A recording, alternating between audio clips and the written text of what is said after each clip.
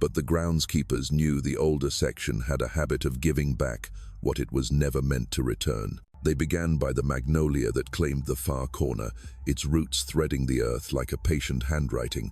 The graves closest to its shadow bore names engraved with a confidence that expected to be remembered forever. Rice kings, cotton brokers, men whose signatures still slept in ledgers in town. Each marker gave a tidy span of dates 1851 to 1855, a curious cluster of endings that Charleston society once agreed not to discuss. Sudden illnesses, gentle passings, the way the body surrenders to a mysterious weakness. This was the story families told. The city learned to nod and then to forget. By mid-morning, the foreman waved for the first coffin lid to be lifted. The wood gave with a tired sigh. Someone cleared his throat and stepped back, as if a draft had moved through the ground. The body lay where it should have, hands folded, coat smoothed, the face arranged in that old 19th century idea of dignity. Only the wood told a different story. Long parallel gouges braided the underside of the lid, the marks too thin for a tool and too frantic for ceremony. The men stared. No one spoke. The foreman lowered the lid and told them to try the next. The second coffin had worse to say. The arms were not folded this time. The elbows were raised, as if the occupant had worked against the lid until the last language left to him was the sound of fingernails on resin. Dirt had sifted in where the lid had not sealed tight, a thin grey veil. Later, one of the workers would say, he swore he saw teeth marks on the wood itself. No one argued. They opened a third, a fourth, and then no one wanted to keep counting. 9 men who had died within 4 years of one another, and 9 lids with the same desperate testimony. Word climbed the hill faster than any trolley. A priest arrived with a book and a tremor in his hands. A city official arrived with paper and a pencil. Then 2 more officials arrived, with instructions not to write anything at all. Someone said the families had been notified. Someone else said the families had known there was something wrong with those graves from the beginning. The magnolia held its shade. The air grew heavier, and every shovel began to scrape a little softer, as if afraid of what else the earth might remember. The journal surfaced in the afternoon. It did not come from a coffin, but from beneath the magnolia, at the place where the roots ran like veins and the soil smelled faintly sweet. The spade bit metal, then leather. The man who found it called for the foreman with the voice of someone who had found a relic or a sin. It was a book bound in dark leather, its edges softened by decades of soil. When the foreman opened it, the pages exhaled a scent like old medicine cabinets and the last inch of a candle. He turned past blank leaves until he found a hand that wrote carefully, as if words were a fragile instrument that could break if you pressed too hard. The first line was not a sentence so much as a wound. Today I watched my wife and children burn, and I did nothing to stop it. The foreman closed the book.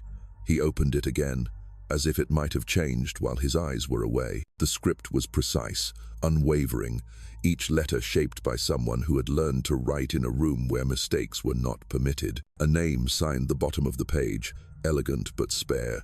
Solomon Fairfax. The date above it, the 15th of March, 1851. By twilight, the book and the graves had their own small procession officials, a priest, 2 men from the Historical Society who argued in low voices about chain of custody, and a young constable who could not stop looking at the fingernail scars. A request came from the mayor's office: seal the area, suspend further work, and bring the book to City Hall. Another request arrived before the first could be obeyed: do not bring the book anywhere, leave it where it is, until the proper signatories could agree on what proper meant. In Charleston, propriety was often a noose disguised as a ribbon. Before anyone could decide which order outranked the other, the priest asked to read a little more. For the souls, he said, and the foreman, who had spent his life listening to the earth, nodded as if this, at least, was a kind of expertise that made sense to him. The priest held the journal as he would a relic, and the men stood in a semicircle, unwilling to be closer and unable to be far. The magnolia leaves shook when the evening wind arrived from the harbor, and for a moment the whole cemetery sounded like whispering. The second entry was shorter, the third longer. In each, the handwriting remained steady, even when the words began to cut.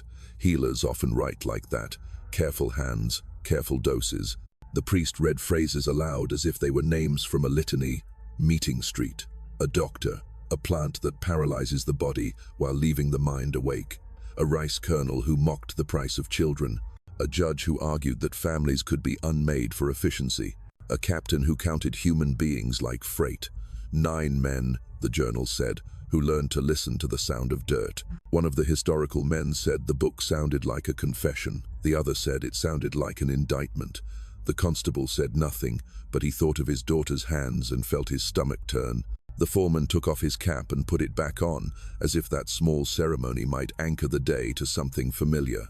In the distance, the bells of Street Michaels finally remembered their duty and began to ring the hour, and it startled everyone, as if the city had raised its voice. By the time the lamps were lit along Broad Street, the cemetery had been emptied of anyone who could not sign a non-disclosure. The graves were covered with canvas, a gesture that satisfied no one and comforted nothing.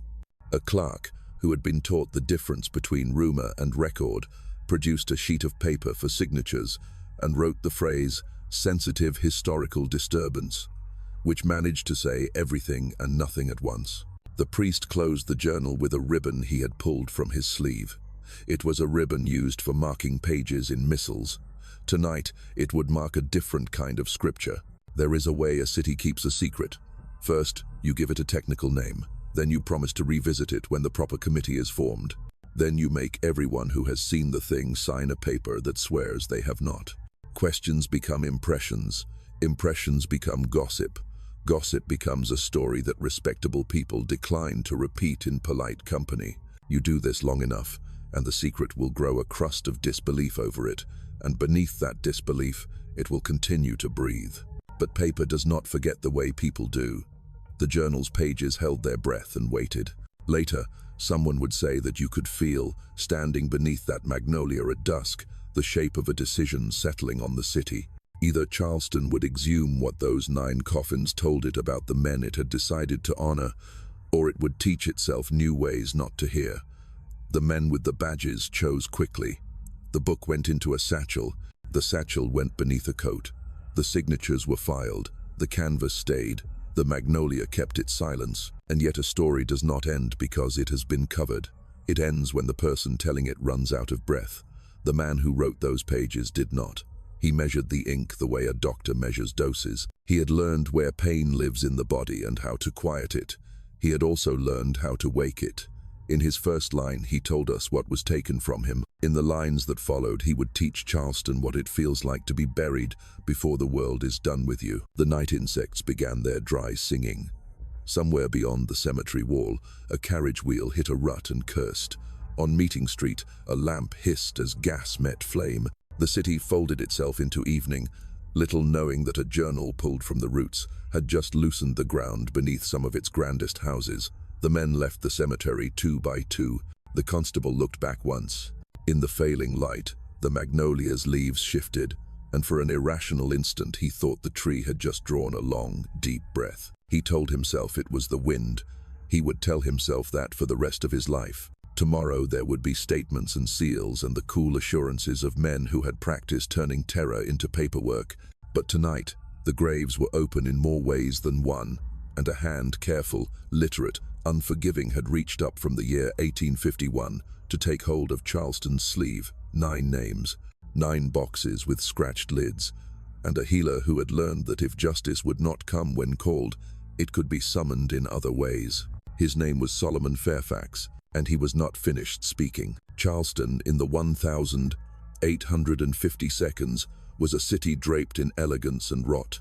From a distance, it gleamed. White columned mansions reflected in the slow shimmer of the Cooper River, gardens perfumed with magnolia and jasmine, music drifting from candlelit parlors where the air was heavy with sugar and tobacco money. Yet behind the perfume hung another smell: iron, sweat, and the quiet despair of thousands whose names would never be carved into marble. Beneath the lace and etiquette, Charleston's arteries pulsed with slavery's logic. The city was not merely built upon human bondage, it was engineered by it. Physicians, merchants, judges, even preachers, all prospered from the economy of suffering, and among those physicians was Dr. Cornelius Hathaway, a man known as much for his gentle bedside manner as for the mystery surrounding his cures. Hathaway's practice on Meeting Street was a sanctuary of order, glass bottles lined in symmetrical rows, brass instruments polished to near blinding shine, and a silence so complete that even pain seemed to whisper when it entered. But at the center of this order moved a man the doctor's clients called simply the assistant. His name was Solomon Fairfax. Solomon did not fit the world's idea of a slave. His carriage was erect, his eyes intelligent, and his hands possessed a calm precision that unnerved men who were used to commanding obedience, not intellect. He had been purchased in 1851 for an amount that scandalized other doctors. Too dear, they said, for someone who cannot sign a prescription. But Dr. Hathaway had seen something few others noticed, an education that was both rare and dangerous. Solomon had learned to read before the laws forbade it. His previous master's children had shared their lessons out of curiosity, not charity, and Solomon had absorbed every letter as if each one were a key to freedom.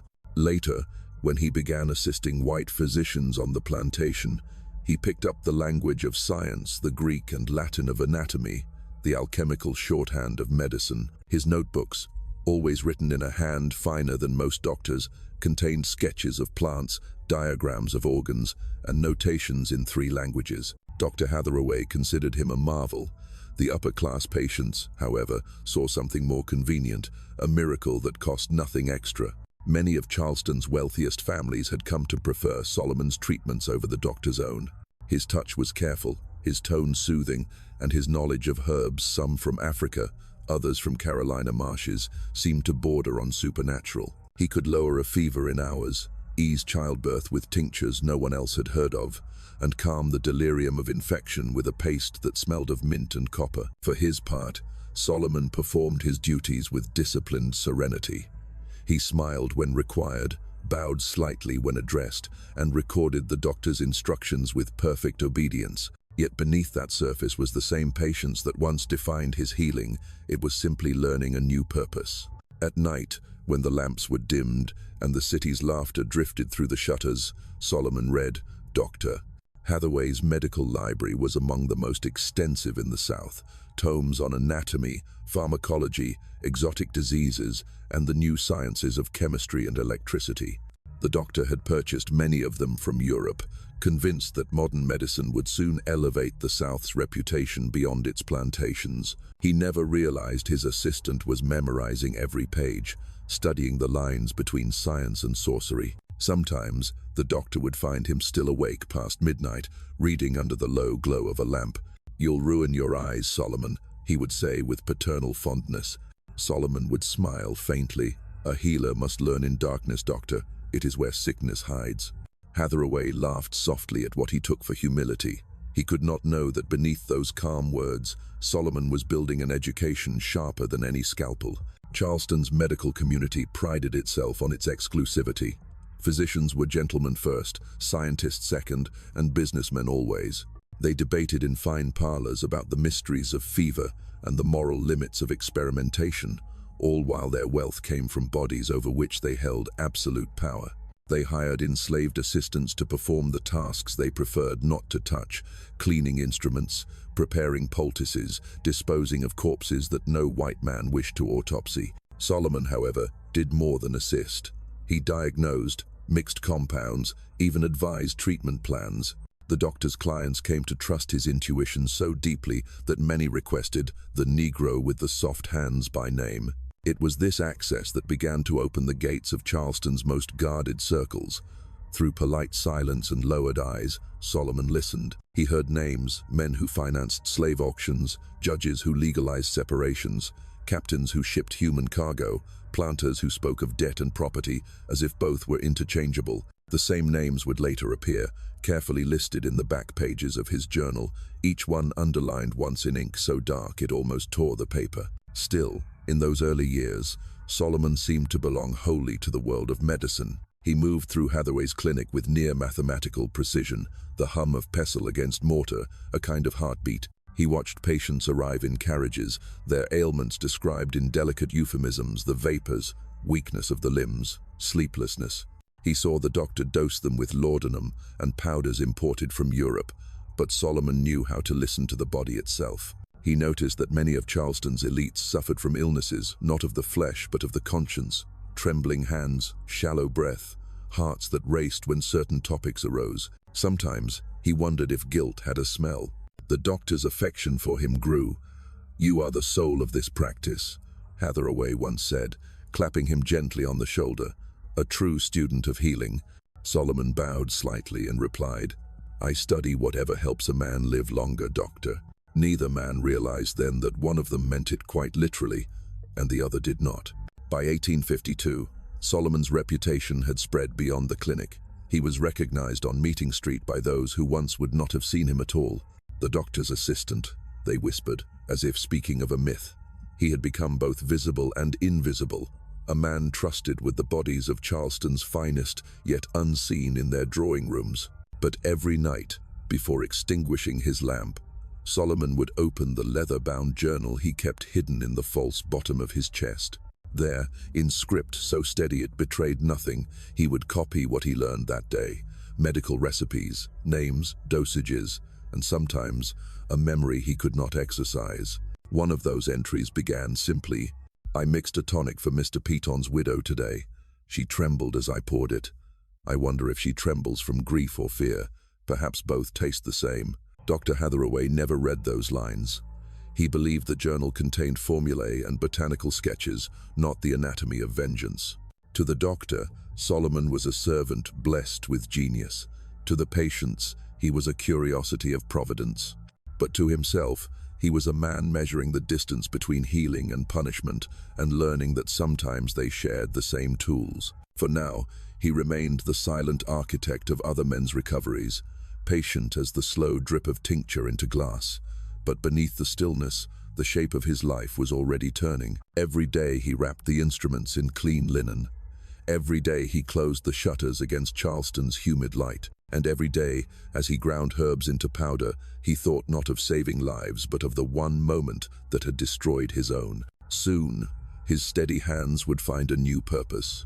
Soon, Charleston's finest would discover that the line between a cure and a curse could be drawn by a single man who knew both too well. The sun rose over Pemberton Plantation, as it had for generations, slowly, indifferently, gilding the same fields where Solomon had once believed life could be quietly endured. Before his name became a whisper of fear in Charleston, before the journal and the graves, there was peace of a kind. A cabin near the edge of the rice fields, a woman who hummed while she worked, 3 children who ran barefoot through the wet grass. For 15 years, the Pembertons had allowed Solomon small mercies that most slaves never knew. He was trusted, valued, even spoken to politely. His hands had saved entire harvests from fever, his tonics restoring planters and field hands alike when epidemics swept the low country. Because of that, he was granted a privilege, the right to keep his family together. It was a thin thread of dignity, but it was everything. His wife, Celia, had eyes the color of river mud and a strength that came from survival, not submission. Their eldest, Marcus, 8 years old, already mirrored his father's watchful intelligence. Samuel, 6, followed him everywhere with a basket of herbs and questions that never stopped. And then there was Grace, their youngest, just 4, who would press her small hands over her father's when he mixed poultices, saying softly, "Let me help." In those moments, Solomon could almost pretend the world beyond their cabin was not built to break them. He told stories from his grandmother's homeland of healers who could talk to plants, of spirits that guarded families if their names were spoken before the moon rose. His children listened wide-eyed, their mother smiling in the firelight. If love could have built a wall, Solomon would have lived and died behind it. But love was powerless against debt. By the spring of 1851, Edmund Petons, Celia's owner and master of the plantation, had gambled away nearly everything that wasn't nailed down. His debts to Charleston creditors had become the talk of the district. In those days, a man's reputation mattered more than his humanity. To settle what he owed, Peton began liquidating what the law told him he could: human lives. The announcement came with the bluntness of a weather report. One humid evening, while Solomon tended to Peton's gout, the master spoke without looking up from his glass of brandy. "I'm afraid I'll have to part with some of your kin, Fairfax. Business necessity, you understand." Solomon's hands paused, still holding the linen around Peton's swollen foot. "My kin, sir.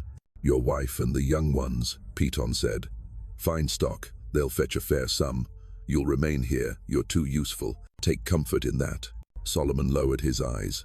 "If I may speak plainly, sir, I can work off your debts. Let me go into town, treat the sick." Peton waved the suggestion away. "I need money now, not promises." He refilled his glass, his voice softening almost to courtesy. "You've done fine work for me, Solomon. Don't make this unpleasant." That night, Solomon held his family close. The air was thick, charged with the electricity of a coming storm. Celia pressed his hand to her face. "You can't change what's been written," she whispered, "but promise me you'll remember them. Every day." He promised. He would keep that promise longer than she could have imagined. Morning came grey and heavy. The traders arrived with a wagon and chains wrapped in burlap to keep them from clinking. Celia dressed the children as if preparing them for church, smoothing their hair, tying Marcus's shirt, humming the same lullaby she'd sung since he was born.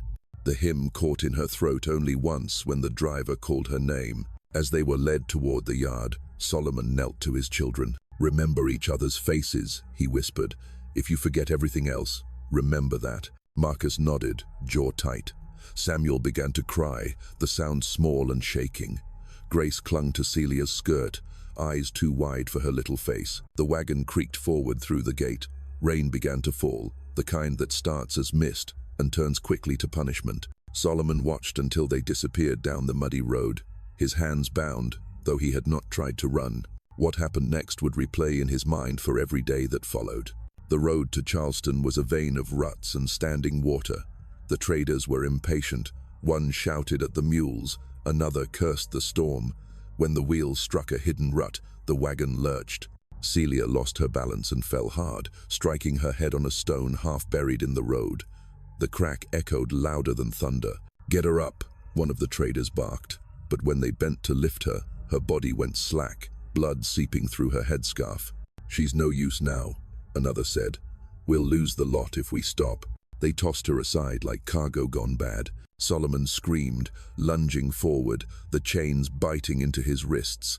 The others held him down, terrified of punishment. He watched the wagon pull away, leaving a smear of red on the road, and the woman who had been his world lying motionless in the rain.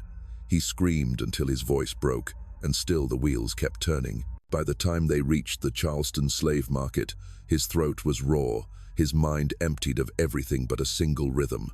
Remember them. He watched his children sold one by one. Marcus went to a rice planter from Georgetown, Samuel to a cotton master known for cruelty, Grace to a family in Savannah, too far to ever find.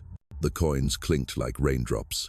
When it was over, Solomon stood silent as the market closed, surrounded by the smell of sweat and iron. He had not wept. He could not. The grief was too vast for tears. It calcified into something colder. That night, in the darkness of the holding cell, he began to write. The guards thought he was scratching at the wall, but he had a small scrap of parchment hidden in his sleeve and a sliver of charcoal from the fire pit. He wrote, "Today I watched my wife and children burn, and I did nothing to stop it. But I am not yet finished. I will learn their science. I will wait. I will remember." When dawn came, Dr. Cornelius Hathaway arrived at the market. He had heard of a slave with extraordinary skill in herbal medicine, a man whose hands were worth their weight in silver. He inspected Solomon's eyes, his posture, the steadiness of his fingers. Within minutes, he named a price. "Bought for medicine," the auctioneer said. As Solomon was led away, he looked once more toward the wagons leaving for Georgetown, for the upcountry, for Savannah. Somewhere on those roads were his children. Somewhere back on that rain-soaked stretch of dirt lay Celia's body, unburied. He did not pray. He did not curse. He simply whispered her name once, as a physician might name a diagnosis, and then went quiet. That night, in his new quarters above the doctor's office, he took out the parchment again. The ink had smeared, the letters darkened by sweat. He rewrote them carefully into a new book, the leather journal that would one day rest beneath the magnolia tree. At the bottom of the first page, he added a single line that no one would see for 70 years. "They think they have broken me. They have only taught me patience." Patience. It was the only thing left that belonged to him. And Solomon Fairfax cultivated it the way other men cultivated gardens, with precision, with silence, and with a deep understanding that everything worth growing takes time. His new master, Dr. Cornelius Hathaway, believed he had purchased a miracle in human form. The doctor spoke proudly of his acquisition to colleagues, describing Solomon as a rare intellect in unfortunate circumstances. To his peers, Hathaway's phrasing sounded enlightened.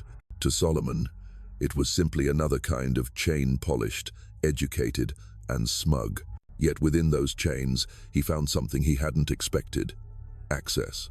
Access to books, to chemicals, to the kind of knowledge forbidden to any enslaved man. Dr. Hathaway's library smelled of camphor and damp paper. Heavy volumes bound in calfskin lined the shelves. Materia Medica, Pharmacopoeia, Britannica, Compendium of Tropical Poisons. The doctor read them to impress dinner guests. Solomon read them to learn how the body could be unmade. At first, his nights were consumed by grief. Every page blurred with memory Celia's voice, the sound of the wagon's wheel in the mud, the sight of the road swallowing his children. But grief, left unattended, begins to ferment. It sharpens the mind rather than dulls it.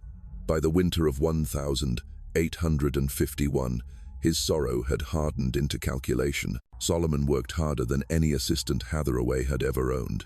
He arrived before dawn, lit the lamps, prepared the day's medicines, sterilized instruments in boiling water. He learned the scent of every compound, could tell mercury from morphine by the metallic taste in the air. His reputation grew, the man with the healer's hands, patients called him. But beneath the calm routine of the practice, something darker took root. He began his true education at night. When the doctor retired to his quarters, Solomon returned to the laboratory, locking the door from the inside. He read by lamplight until his eyes burned, copying formulae into a notebook disguised as a list of herbal inventories. Every experiment began as an act of study and ended as a rehearsal for revenge. Charleston's harbor traders had begun importing exotic specimens, tropical vines, Amazonian herbs, and rare resins sought by wealthy collectors. One evening, while cleaning Hathaway's instruments, Solomon overheard a conversation between the doctor and his friend, Professor Nathaniel Crenshaw, a naturalist at the College of Charleston. Crenshaw bragged of a newly acquired plant from the Amazon, one whose sap could still the muscles of a monkey without killing it. To most, it was an oddity. To Solomon, it was revelation. He asked, politely, if he might see the specimen for study. Crenshaw, flattered by the slave's enthusiasm, agreed. That decision would haunt him for the rest of his days. In Crenshaw's greenhouse, amid rows of orchids and night-blooming flowers, Solomon found the vine. Its leaves were thick and waxy. Its tendrils oozed a milky fluid that smelled faintly sweet. The professor called it curare. A few drops, he explained, could still the heart of a man while leaving his mind awake until the final breath. Solomon thanked him with the humility expected of his position. That night, he recorded a single word in his journal: salvation. Weeks passed before he dared experiment. He began with small animals, always working behind the shed under the pretext of preparing poultices. A mouse given a drop became rigid in seconds, its eyes glassy yet conscious. When the effect passed hours later, the creature was dead but unmarked, no wound, no poison detectable by smell. Solomon noted everything: dosage, timing, recovery. He adjusted, diluted, refined. The process demanded sacrifice, his own body included. One evening, a drop of the toxin brushed his skin through a tear in his glove. Within minutes, his fingers tingled. Within an hour, he could not lift his arm. He lay on the cold floor until dawn, paralyzed but awake, listening to the clock tick in the next room. When feeling returned at sunrise, he wrote with trembling hands, "Now I understand what they will feel. It must be terror beyond measure." By early 1852, his compound had reached perfection. A colorless liquid, odorless, tasteless. A few drops in wine or medicine would induce complete paralysis within an hour, heartbeat faint, breathing invisible, mind untouched. The victim would appear dead. To doctors without modern instruments, death would seem certain, yet the mind would linger, trapped, aware, screaming silently until the darkness closed for good. Solomon had found his instrument. Now he needed his orchestra. He began quietly studying the clientele who visited Hathaway's practice. He remembered faces from the Charleston market, the smug laughter of men bidding on his children, the names called out by auctioneers. It didn't take long. Charleston's elite was a small, incestuous circle. The same men who had financed Edmund Peaton's debts were now patients here, paying Hathaway in coin minted by human misery. He kept his notes hidden within the false bottom of his medical kit. Colonel Reginald Fitzpatrick, gout and rheumatism, frequent visits. Judge Marcus Calverton, migraines, prescribes laudanum. Captain William Dandridge, minor wounds, drinks heavily. Each name received a mark beside it, a silent sentence waiting to be served. Still, he waited. To act too soon would ruin everything. The slightest misstep could bring suspicion on Hathaway, on himself. He needed more than a weapon. He needed mastery over patience itself. The doctor's trust grew to near blindness. "You're indispensable," Hathaway told him one evening over brandy. "One day, when the times change, I'll make you a partner." Solomon smiled faintly. "Times always change, Doctor, sometimes faster than we expect." When Hathaway's hands began trembling from arthritis, Solomon took over most procedures. He prepared injections, mixed powders, and even performed minor surgeries while the doctor supervised. Every act of healing became another rehearsal in control. Each night, he reread the first page of his journal. "They have only taught me patience." He repeated the line like a prayer. By the end of that year, Solomon had learned to move unseen through the city. The household slaves of Charleston's great mansions whispered to him, trading gossip for herbal cures. Through them, he traced the connections between every man who had profited from the sale of his family. He mapped their movements, their illnesses, their fears. He learned that Fitzpatrick's heart was weak, that Calverton's migraines made him desperate for new treatments, that Dandridge boasted of his fortune built from shipping black flesh like cotton. In his journal, Solomon wrote their names beneath one heading, "The Nine. 9 men will know what it means to be buried alive." When the magnolia outside Hathaway's office bloomed that spring, its heavy scent filled the air where he worked. The doctor said it symbolized renewal. Solomon thought it smelled like the earth after rain, the way the road had smelled when his wife's blood mixed with the mud. Each blossom reminded him that the season for patience was almost over. He was ready. Soon, Charleston would learn that the man they called healer had spent an entire year perfecting the science of dying. And he would begin with the man who had laughed the loudest at his children's sale. Colonel Reginald Fitzpatrick, December 15th, 1852. Charleston woke beneath a damp veil of fog that clung to the harbor like memory. The air was heavy, thick with the scent of salt and ash, the kind of weather that made even the rich complain their lungs felt tight. It was on such a morning that Colonel Reginald Fitzpatrick, one of the most feared rice planters in South Carolina, arrived for his routine appointment at Dr. Hathaway's practice. His carriage rattled along Meeting Street, wheels splashing through muddy gutters lined with oyster shells. Inside, Fitzpatrick muttered curses between clenched teeth, his gout-ridden foot throbbing with every jolt. He had once been a soldier, and still carried himself with the arrogance of command, though the years had made him slower and crueler. Behind him, an enslaved driver held the reins, eyes fixed forward, knowing silence was the safest answer to anything the colonel said. By that winter, Fitzpatrick had become one of Charleston's most regular visitors to the Hathaway Clinic. His condition, chronic gout, inflammation, and what the doctor politely called cardiac weakness, kept him dependent on medicine. And like many of Charleston's planters, he had grown fond of the soft-spoken assistant who always knew how to ease the pain when it became unbearable. "Morning, Solomon," he barked as he limped through the doorway, leaving muddy boot prints on the polished floor. "Damn weather's killing me again. You'll fix me up, won't you, boy?"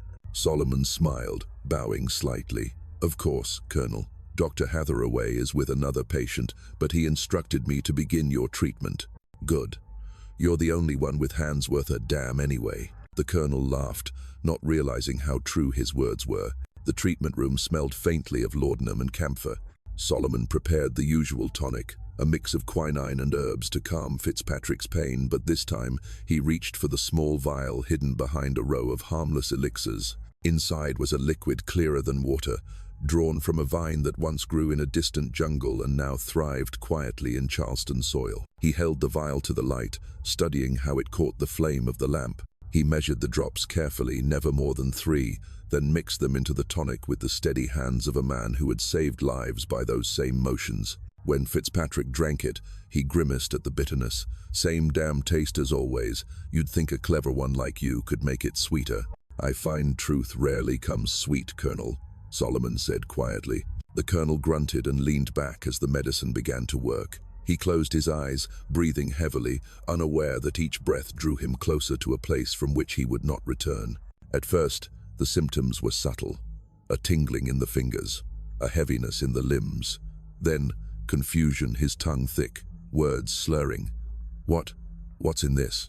Feels strange." Solomon remained at his side, his tone as calm as ever.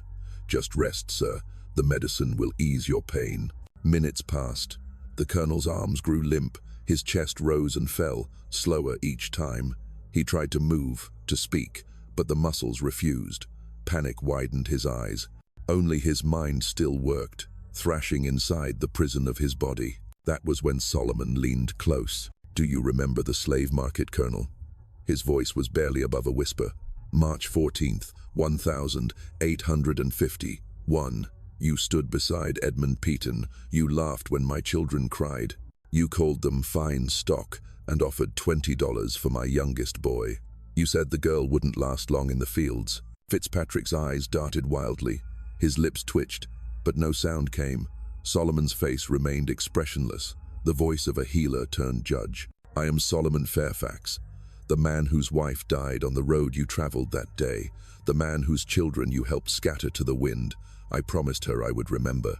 He paused, watching the sweat bead on Fitzpatrick's brow. "You are not dying yet, Colonel. Not yet. What you feel is my cure, the only one this city deserves. You can still hear me, still think. That's good, because I want you to understand what will happen next." The colonel's pupils trembled, tears gathering at the corners. Solomon continued, his tone almost tender. "Your heart will slow, your breath will fade. In less than an hour, Dr. Hathaway will enter and pronounce you dead of heart failure. You will be mourned, buried in your family plot at Street Michael's. The world will believe you died peacefully, but your mind will remain awake. You will feel the earth close around you, hear the shovels, smell the damp soil, and when you can no longer breathe, you will remember every name that you helped destroy." He straightened the man's collar and adjusted the pillow beneath his head. "Rest now. Justice is patient, but it never forgets." By the time Dr. Hathaway entered, Fitzpatrick's skin had gone pale, his eyes half-lidded. Solomon stood beside the bed, his expression composed. "Doctor," he said softly, "I fear the colonel's heart has failed him. It happened very suddenly." The doctor hurried to the body, checking pulse and breath. Nothing. He sighed, shaking his head. "It's the way of things, Solomon. Some hearts just give out." "Yes, doctor," Solomon replied. "So I've learned." The death was recorded as natural. That evening, the colonel's household sent word for a funeral befitting his station. There were flowers, a brass band, and a long column of carriages that wound through the city towards Street Michael's cemetery. Solomon attended, standing among the enslaved workers who had served the colonel all their lives. No one noticed the calmness in his face, nor the faint tremor in his hand as the coffin descended. The first shovel of dirt struck wood with a hollow sound. Solomon closed his eyes and imagined the colonel's. Could he still see? Could he still think? Did he feel the suffocating weight of the soil pressing down? The moment brought neither joy nor relief, only a stillness that felt like completion. That night, back in his small room above the practice, Solomon opened his leather-bound journal. The candle burned low as he dipped the quill into ink. His handwriting was precise, methodical, emotionless. December 15th, 1852. Colonel Reginald Fitzpatrick has paid his debt. I watched him understand what helplessness feels like. I offered no comfort, only time to remember. 8 remain. He paused, the quill hovering over the paper. Then, as if speaking to the ghosts of his wife and children, he added a line. Justice is patient, but it is also certain. He blew out the candle. In the darkness, the faint echo of the colonel's last breath seemed to linger in the air like the sigh of the city itself, too proud to confess, too afraid to look beneath its own soil. The healer slept without dreams, but Charleston's silence had begun to crack. For weeks after Colonel Fitzpatrick's burial, Charleston's social circles murmured their condolences in drawing rooms scented with tobacco and pride. "Poor man," they said. "Such a sudden end, but perhaps merciful." Within days, his name slipped quietly from conversation, as if death had performed its most polite duty, removing a problem before supper. But in the small quarters above Meeting Street, Solomon Fairfax kept his own vigil. Each night, he read the same entry in his journal until the words carved grooves in his mind. 8 remain. The ink had hardly dried before the hunger beneath those words began to stir again. His first test had worked flawlessly. Fitzpatrick's apparent heart failure raised no suspicion. Dr. Hathaway himself had praised Solomon's composure, remarking that few men could face death with such serenity. Solomon nodded, lowering his eyes. "It is easier, doctor," he said, "when one has seen it too many times." Hathaway smiled, misunderstanding entirely. Over the next months, the healer's mask grew heavier. Patients came and went. Society ladies with nervous palpitations, planters crippled by gout, merchants seeking tonics for sleeplessness. Solomon greeted each one with that same measured calm, his hands steady even when his thoughts roiled like storm water.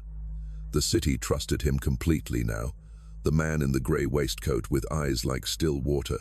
His second target had already chosen himself. Judge Marcus Calverton, a man who wore morality like a robe only to soil it with law. He had been the one to sign the ruling that allowed Edmund Peaton's debts to be satisfied through liquidation of human assets. In other words, he had legalized the sale that destroyed Solomon's family. Calverton prided himself on being a gentleman of intellect. He lectured at the courthouse about the necessity of order, quoted scripture between brandies, and never once wondered if the hands that served his food trembled from rage. The judge had suffered migraines for years, blinding attacks that left him vomiting and delirious for hours. He came often to Dr. Hathaway for relief, and lately his visits had increased. He trusted Solomon more than any white physician. "The man has a gift," he said. "He touches your temples, and the pain knows its place." Solomon scheduled the next treatment himself. April 2nd, 1853. That morning, Charleston bloomed in early spring heat. The windows of the clinic stood open, letting in the hum of carriages and the faint clang of the harbor bells. The judge arrived pale, clutching his head.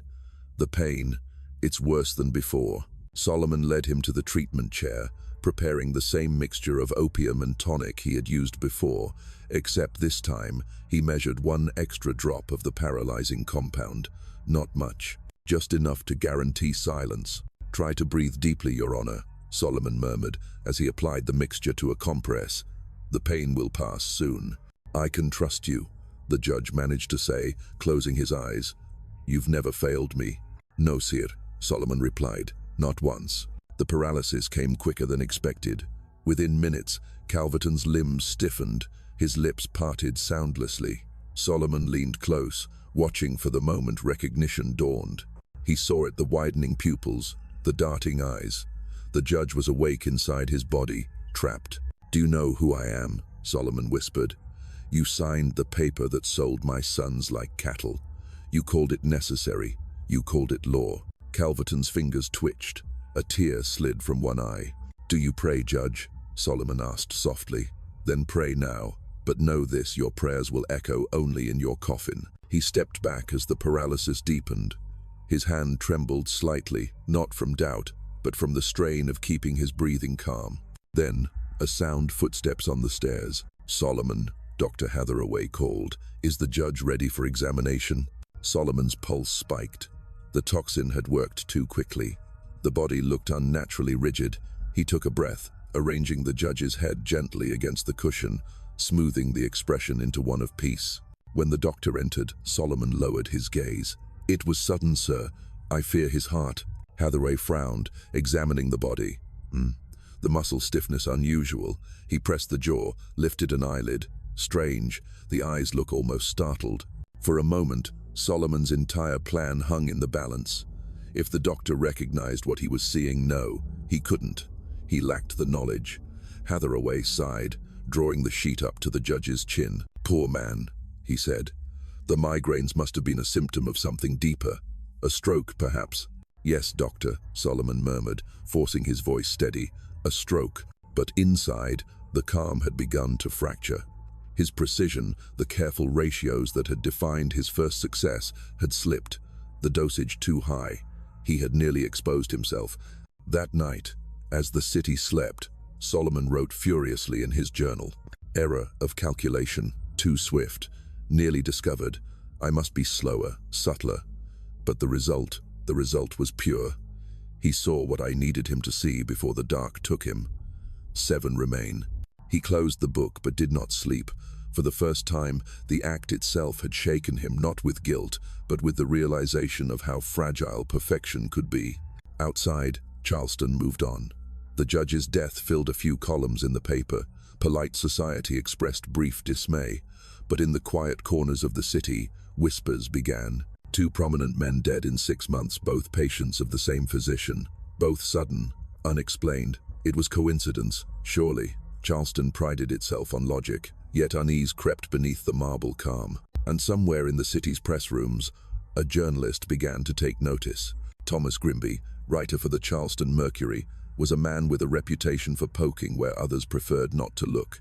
He had covered shipyard scandals, land fraud, even political duels. But what intrigued him now were the obituaries, names that seemed to form a pattern.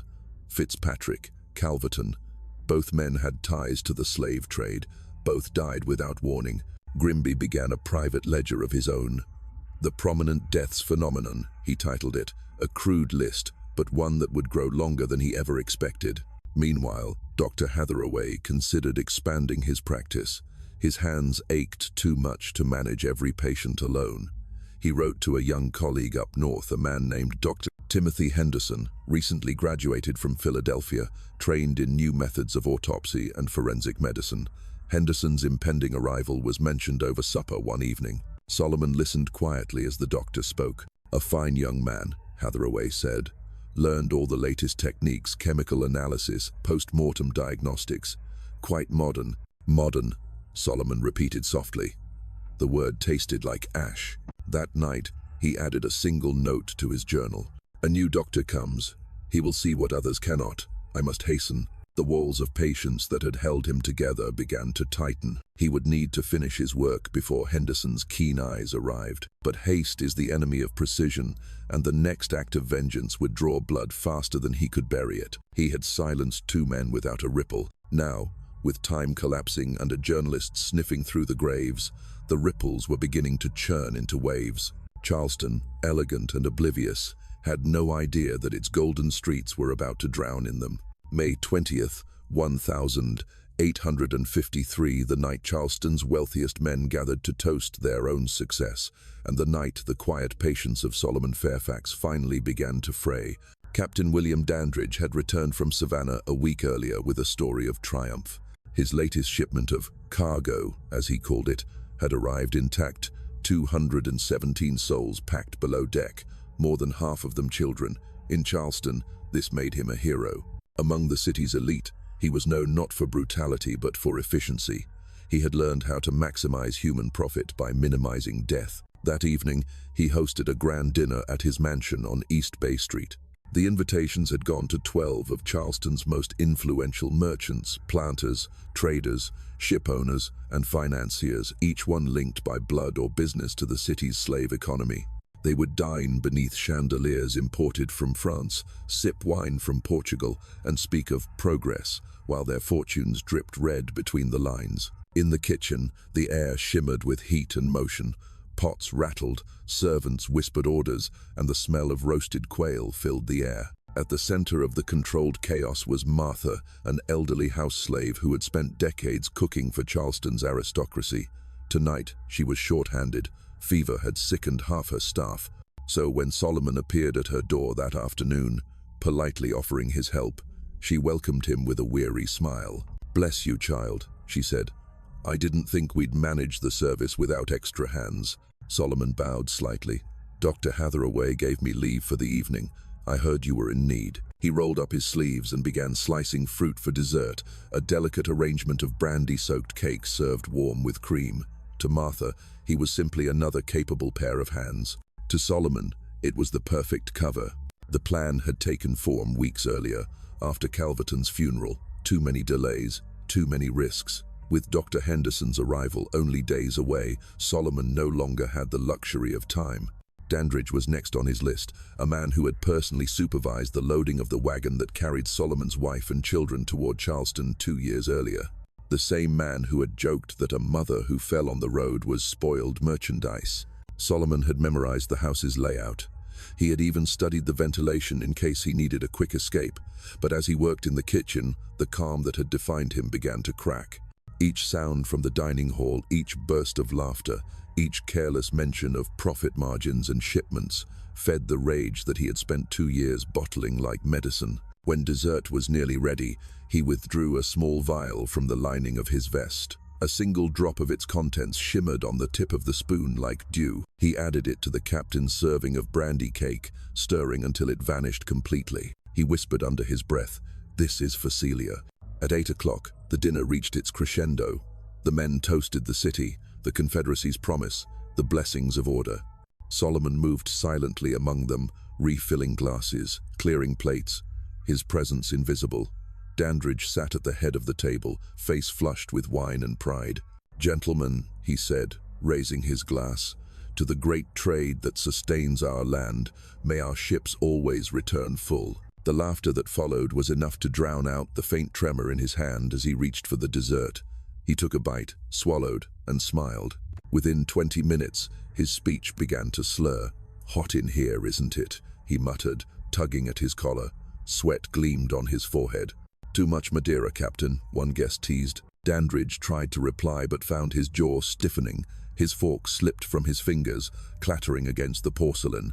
The room fell silent. "William?" a merchant called. "Are you—" The captain's eyes rolled back. His chair tipped, crashing to the floor. Guests leapt to their feet, shouting for help. Solomon was already beside him, checking his pulse with studied calm. "Dr. Pettigrew," someone yelled. "You're a physician, see to him."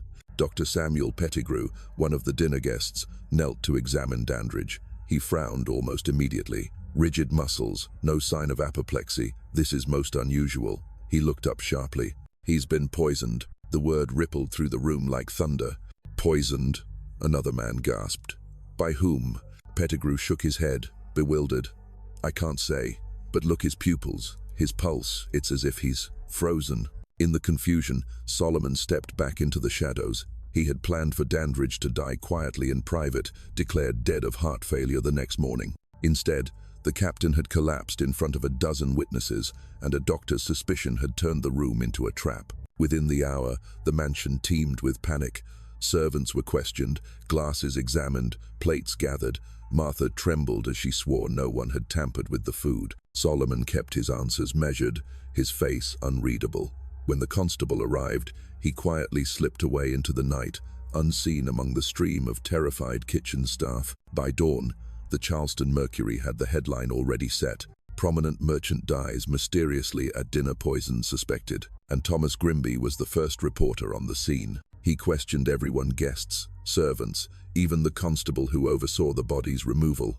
"Was there a doctor present?" he asked. "Who tended to the man before he died?" "Dr. Pettigrew and the colored assistant from Meeting Street," the constable replied. "Assistant?" Grimby pressed. "A slave. Name's Solomon Fairfax. Works for Hathaway." Grimby wrote the name down slowly, underlining it twice. That afternoon, he visited St. Michael's Cemetery.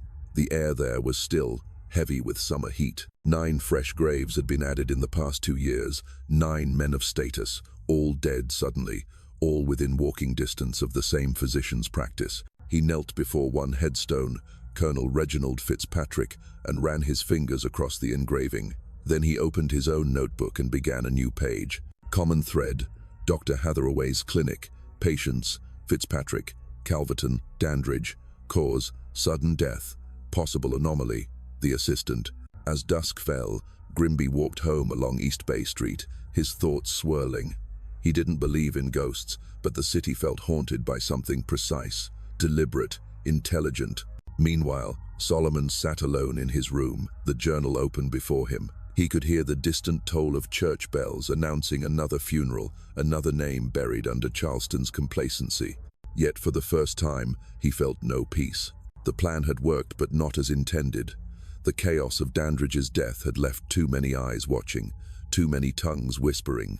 Dr. Henderson would arrive within a week, bringing science that could see through Solomon's mask. He dipped his quill into ink and wrote, 3 gone, 6 remain. But the walls close in. Grimby watches. Henderson comes. Patience now means peril. He paused, staring at the page until the words blurred. Then, for the first time since his family's destruction, he allowed himself a single, hoarse laugh. "Let them come," he murmured to the empty room. "Justice will not wait for permission." The candle burned low.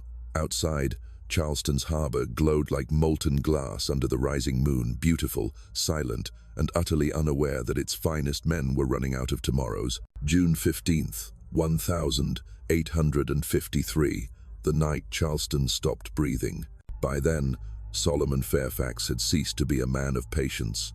He had become a clock wound too tightly, ticking toward its own breaking point. Dr. Timothy Henderson had arrived in the city 2 days earlier, young, curious, and dangerously educated. Already, he had asked questions that no one else dared. "How many deaths have passed through this office in 2 years?" he'd asked Dr. Hathaway. "Do you keep case notes?" The older physician had laughed it off, praising Solomon as the clinic's indispensable right hand. But Solomon heard the weight behind Henderson's tone. The young doctor's mind was too sharp, his curiosity too surgical. Soon, he would notice the pattern. That left Solomon no time. 6 names remained on the list in his journal, written in darker ink as if by a trembling hand.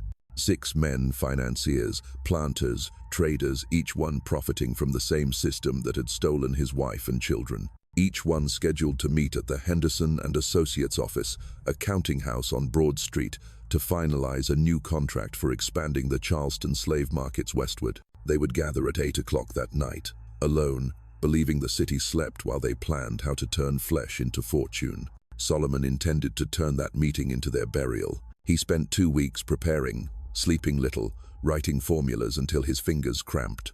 This time, he would not use drops or powders. He would not touch a single glass or plate. The deaths would come all at once, silent and invisible, like divine retribution carried by air itself. The answer lay in Charleston's newest invention, gaslight. The Henderson building was one of the first in the city to use a centralized gas system, piping light through jets mounted in walls and ceilings. Solomon, who had studied the mechanism while tending to Dr. Hathaway's lamps, realized what others had not. The gas could carry more than flame. Over nights of secret work, he concentrated his toxin, reducing it to a vapor so potent that a few breaths could paralyze a grown man in minutes. Then, posing as a maintenance assistant, he bribed the building's janitor to let him inspect the lamps, using his access to inject the mixture directly into the system. No one questioned a black servant moving through back corridors. No one ever did. The city that had taught him invisibility would now be undone by it. At 7:55 p.m., Solomon waited in the alley behind the Henderson building, listening. Inside, the lamps were being lit one by one, their faint hiss blending with the murmur of conversation. Through an open window, he heard familiar voices: Judge McAllister, Merchant Pryor, Captain Dandridge's business partner, 2 bankers, and a broker whose fortune had been built on the sale of mixed-race house servants. They laughed, uncorking brandy, clinking glasses, congratulating one another on the newest expansion. "Gentlemen," one of them said, "by this time next year, we'll double the output." God himself couldn't stop it. Then the hissing grew louder. The toxin entered their lungs like smoke. Within minutes, the laughter faltered, chairs scraped, one man coughed, another complained of dizziness. The conversation collapsed into confusion. "Open the windows," someone gasped. "The air's gone foul." But it was too late. When Solomon slipped in through the rear door half an hour later, silence greeted him. 6 men sat frozen around the mahogany table, brandy glasses tipped, eyes wide and wet with terror. Their bodies had not slumped but remained upright, stiff with paralysis, statues of guilt mid-celebration. Solomon stood at the head of the table, removing his gloves. For a long moment, he said nothing. The only sound was the faint ticking of the clock and the rasp of 6 trapped lungs fighting for air. He began speaking softly, almost like a physician explaining a procedure. "Good evening, gentlemen. My name is Solomon Fairfax. You may not recall me, but you remember the market of March 1851, the woman who fell on the road, the children who screamed while you bartered. The men's eyes darted wildly. One blinked tears, another tried to shake his head but managed only a tremor. I was there, Solomon continued. You took my family. Tonight, I return what you gave, the lesson of helplessness. He moved around the table, placing a hand briefly on each man's shoulder. This toxin, my creation, gives you what you gave them. You will hear, see, and feel everything as your body fails. When the world buries you tomorrow, you will still be alive long enough to understand what that means. The men could not speak. They could only stare, their eyes reflecting the lamplight and the calm figure who had come to play the role of executioner and confessor. Solomon paused at the window, looking out over Charleston's skyline domes, steeples, and the faint glimmer of the harbor. The city glittered like a jewel set in darkness. You call this civilization, he murmured, but what you build on suffering cannot stand forever. A sound behind him, footsteps, fast, echoing down the hall. Solomon turned. Standing in the doorway was Thomas Grimby. The journalist held a small notebook, his eyes wide with shock and grim fascination. He had followed a rumor about the meeting, hoping for a story about corruption. Instead, he found 6 men paralyzed, and one man standing among them like a shadow made flesh. My God, Grimby whispered. It's true, you're the one. Solomon didn't move. You've been looking for your story, he said quietly. Now you've found it. Grimby's voice trembled between outrage and awe. They'll hang you for this. I know, Solomon said, but at least they'll finally see what their justice looks like when turned against them. For a moment, neither man spoke. Only the hiss of the gas and the labored breaths of the dying filled the air. Grimby stepped closer, lowering his notebook. You made them look dead, didn't you? But they're not. They can hear us. Solomon nodded. They'll die soon enough. I wanted them to listen first. The reporter's expression faltered between morality and understanding. He could not decide. Why? He finally asked. You could have fled. You're educated. You could have escaped north. Solomon's voice softened. And leave their laughter buried here. Leave her blood in the road unspoken. No. I was born into silence. I will not die in it. Outside, the city bells began to toll 9. In the growing hum of approaching carriages, both men heard voices, constables perhaps, or servants arriving late. Grimby's hand tightened on his notebook. They're coming, he said. If you run now, you might live. Solomon smiled faintly. Run where, Mr. Grimby? The world I seek doesn't exist yet. He took a step back, gesturing toward the 6 motionless figures. Write the truth, if you dare. Tell them what they made me. Tell them what they refused to see. The door burst open. Uniformed men flooded the room, pistols drawn, lanterns blazing. They froze at the sight before them, 6 paralyzed magnates, and a single black man standing calm in their midst. I did this, Solomon said simply, raising his hands, and I regret only that I could not finish the 9. The constables surrounded him, bewildered and horrified. Grimby stood aside, pen trembling above paper, already shaping the opening line of the article that would haunt him for life. Charleston's most respected citizens found alive but unbreathing, their eyes wide with terror. At the center stood a man whose name the city would never forget. As they dragged Solomon from the building, the air outside smelled of gunpowder and sea salt. He tilted his head upward, catching one last glimpse of the stars, the same stars his children had looked upon before they were sold. In that moment, he did not see gallows or judgment, only the faint shimmer of justice, finally visible at last, before darkness swallowed him whole. They brought Solomon Fairfax to the Charleston city jail before dawn. The building, part fortress, part tomb, sat along the riverfront, its walls damp with salt and centuries of fear. The constables who escorted him said little. Some refused to meet his eyes. They had seen the Henderson office with their own eyes. 6 men seated around a table like grotesque wax figures, staring into eternity. When they locked the cell, Solomon sat quietly on the narrow cot, his wrists still raw from the ropes. He did not ask for water. He did not ask for mercy. He simply whispered to himself, 6 gone, 3 remain, but perhaps this will reach farther than 9 men ever could. By mid-morning, word had spread across Charleston like wildfire. Crowds gathered outside the jail, demanding answers. The elite whispered about contagion, about curses. The poorer classes whispered something else, that a man of medicine, a slave, had turned his knowledge into justice. Within 24 hours, the city's most powerful names, the governor, the bishop, the heads of every merchant house had gathered in emergency session. What they faced was not just murder, it was blasphemy against the very order that sustained their world. A slave had killed masters. The trial was set for the end of the week. In the Grand Courthouse on Meeting Street, reporters came from as far as Savannah and Richmond. Among them was Thomas Grimby, notebook always in hand. He had visited Solomon twice in his cell. He never explained why. Some said it was guilt, others thought it was fascination. On the morning of the trial, the courthouse overflowed. Spectators packed the benches. The air smelled of ink, sweat, and candle wax. The accused entered, flanked by guards, his face calm, his white prison shirt spotless. He walked like a man attending his own lecture. The presiding judge was a man named Charles Rutledge, a cousin to one of the paralyzed victims. His voice carried the practiced weight of power. The court convenes to try Solomon Fairfax, slave and assistant to Dr. Cornelius Hathaway, on charges of multiple murder. The prosecution called it simple. 9 deliberate killings, methodical, premeditated. A monster wearing a doctor's apron, they said. But the defense, appointed by the court and led by an uneasy young lawyer named Benjamin Crawford, took a different path. "We do not deny that deaths occurred," Crawford began. "We ask only that the court examine the cause." He gestured to Solomon, seated beside him. What would drive a man of healing to such acts? What system would twist mercy into vengeance? The courtroom buzzed like a hive. The judge slammed his gavel.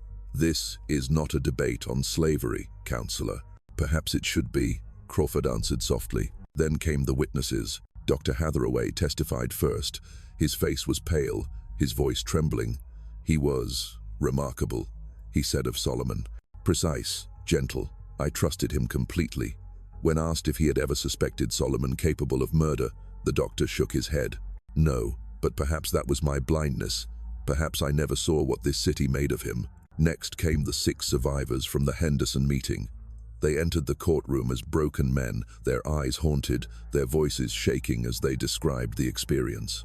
One by one, they recounted the same nightmare, the paralysis, the suffocating terror, the sensation of being buried inside their own flesh.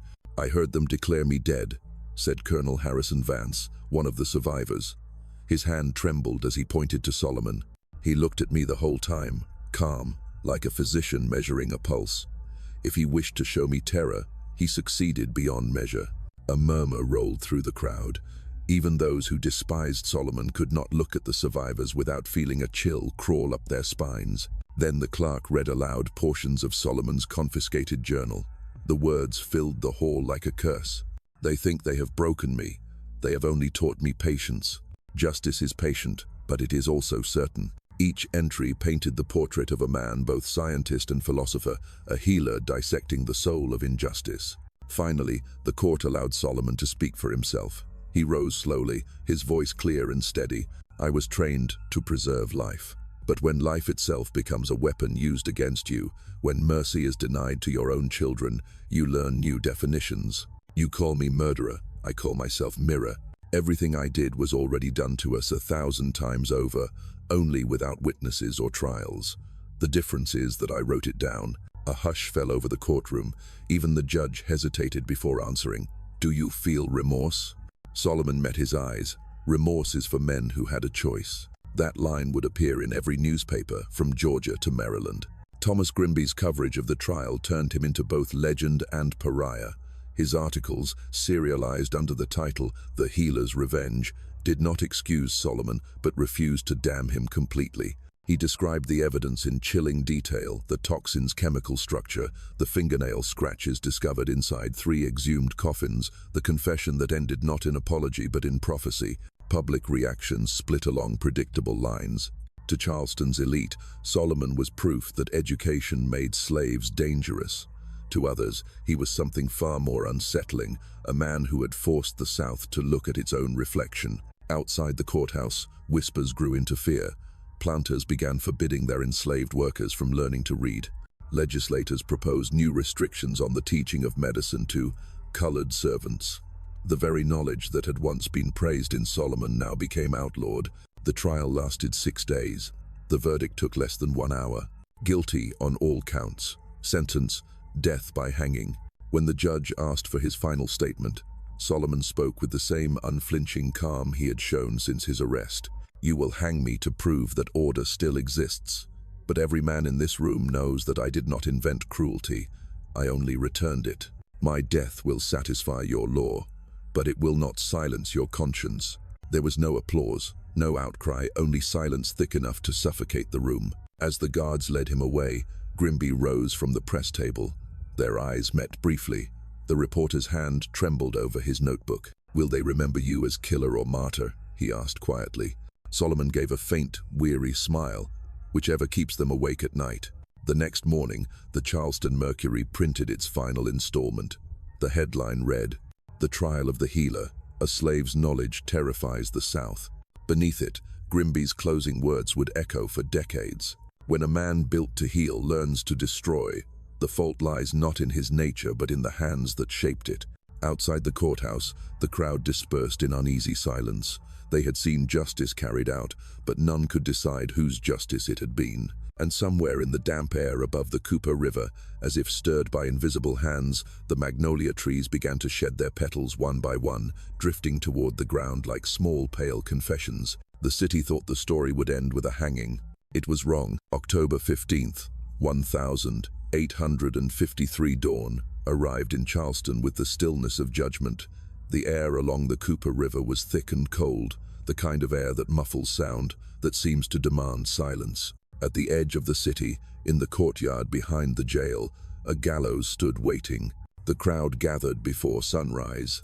Planters in tailored coats, house servants ordered to witness deterrence, curious onlookers whispering about the healer who had turned killer. Reporters held their pencils poised.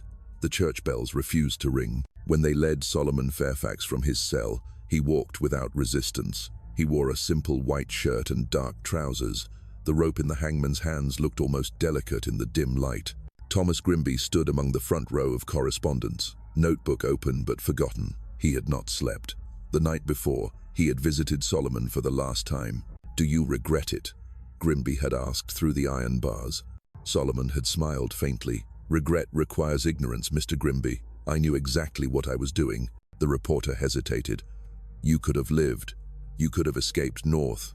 Solomon's reply had been quiet, but unshakable. "My body will die here, but the story will travel farther than I ever could."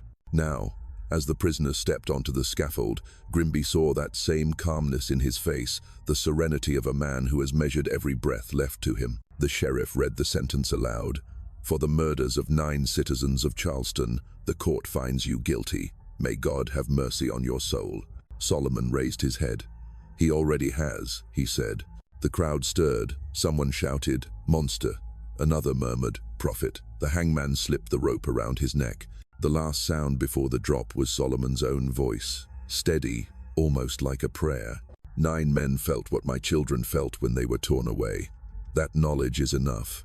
You cannot bury truth. It digs its way out." The lever fell. The rope tightened. The body hung still. Charleston exhaled as if the act itself restored its balance. Yet beneath that breath ran a deeper tremor, the uneasy recognition that the order they worshipped had cracked. They buried him outside the city limits, in unconsecrated ground reserved for criminals. The grave was shallow, unmarked. Within weeks, the grass covered it completely. Officially, the matter was closed. But stories, like toxins, do not fade. They spread. In the months that followed, Solomon's journal became the subject of obsession. Copies of its pages circulated secretly among scholars and abolitionists. The New York Tribune published excerpts, framing him as both murderer and martyr. In the South, his name was banned from newspapers entirely, though whispered in private, the healer who avenged his family. For Dr. Hathaway, the scandal never ended. He withdrew from practice, selling his clinic and dying quietly 2 years later, still haunted by the idea that he had taught Solomon everything he needed to kill. As for Grimby, he never left Charleston. He continued to write, but none of his later stories ever carried the same fire. He visited Solomon's grave each year on the anniversary of the execution, leaving behind a single magnolia blossom. His own journal, found decades later, contained a final entry dated 1889. "I have buried the copy of Solomon's writings beneath the magnolia in St. Michael's Cemetery, not to hide it, but to let it rest where his work ended. One day, when the ground decides, it will return to light." And it did. 70 years later, in 1923, when the city ordered renovations to St. Michael's, workers found 9 coffins with claw marks inside, and beneath the magnolia, a leather-bound journal sealed in wax. The handwriting was careful, deliberate, and unmistakable. The discovery caused quiet panic. Officials sealed the area and filed reports marked "sensitive historical disturbance." The press received a sanitized version, "old burial irregularities." But those who saw the pages could not unsee them. In them were the meticulous records of Solomon Fairfax's experiments, his confessions, and his philosophy of justice. One passage, written in a steady hand near the end, read, "If knowledge is forbidden to the enslaved, it is because knowledge breaks chains. If compassion is denied to the powerful, it is because compassion makes them human." Between the two stands the healer, neither master nor slave, but the one who remembers. The men who discovered the journal quietly passed it to the Charleston Historical Society, which locked it away for archival preservation. But copies began to surface nonetheless, smuggled into universities, quoted in abolitionist tracts, whispered in sermons. The impact rippled through time. In the decades before the Civil War, planters tightened laws against teaching slaves to read or study medicine. In the North, reformers cited the Fairfax case as evidence that the conscience of America was reaching its limit. Even the field of forensic medicine changed. Researchers studied new methods to detect exotic toxins, inspired by the mystery of the paralytic compound that left no trace. But the most lasting effect was not scientific, it was psychological. For years after his execution, Charleston's upper class avoided St. Michael's Cemetery at night. They said the magnolia tree groaned in the wind, that sometimes dirt shifted above certain graves, as if something beneath refused to sleep. Old servants told their children, "Justice doesn't die, it waits." And perhaps it did, because when those workers lifted the coffin lids in 1923 and the candlelight revealed the scratches inside, one of them swore he heard something, just a faint sound, like breath trapped in wood. He dropped his lantern, screaming. The others laughed nervously, but no one stayed long after that. The site was sealed again by order of the city. The official record ends there, but history has its own ways of speaking.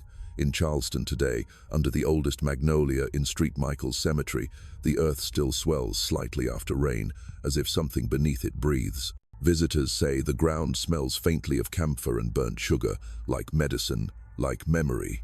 And if you listen closely, on humid nights, when the wind slides through the branches, you might hear a whisper in the dark.